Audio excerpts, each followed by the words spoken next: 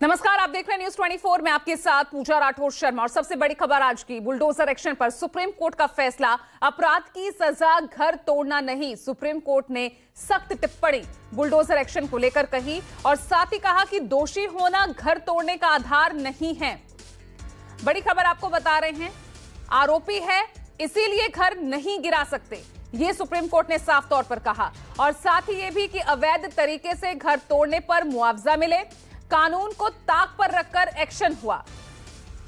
तो बुलडोजर कार्रवाई को लेकर आज सुप्रीम कोर्ट ने सख्त टिप्पणी की है। कई अहम बातें यहां पर सुप्रीम कोर्ट की तरफ से की गई।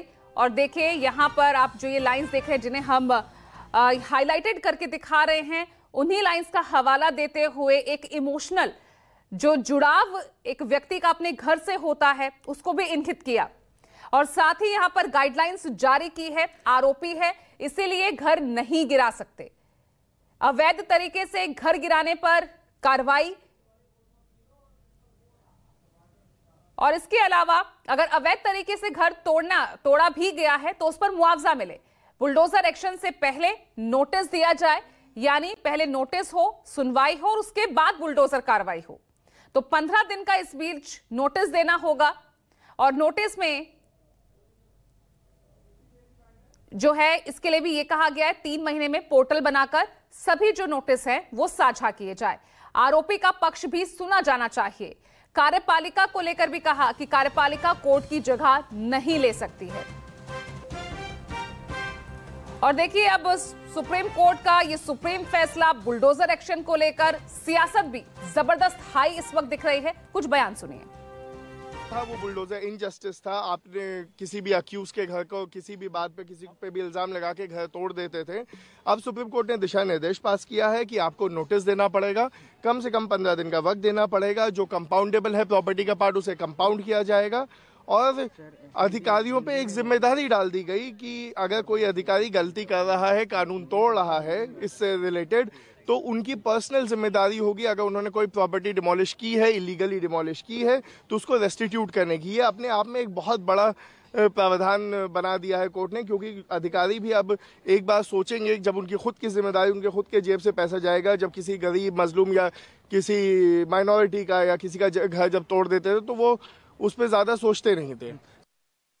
नहीं, निश्चित तौर से माननीय सर्वोच्च न्यायालय के इस आदेश का हम सब लोग सम्मान करते हैं और माननीय सर्वोच्च न्यायालय को धन्यवाद ज्ञापित करते हैं। निश्चित तौर से इस देश का प्रत्येक नागरिक जो अमन चैन चाहता है, जो भाईचारा चाहता है, जो समाज के अंदर सबको साथ लेकर चलना चाहता है, वो इसको स्वागत करेगा। निश्चित तौर से माननीय सर्वोच्च न्यायालय ने जो कहा कि दोषी होने के बाद भी घर नहीं गिरा जा सकता, क्योंकि पूरा घर दोषी नहीं है। उस घर में केवल वही एक व्यक्ति नहीं रह रहा है, उसकी माँ है, उसके पिताजी हैं, बहन है, पत्नी है, बेटी है, बच्चे हैं, तो पूरा परिवार दोषी नहीं हुआ ना। तो मैं समझता हूं कि बहुत ही अच्छा निर्णय है सर्वोच्च न्यायालय ने। और ये जंगल राज, जो योगी का जंगल राज चल रहा था, उस जंगल राज को पूरा खत्म करने का कार्य किया है।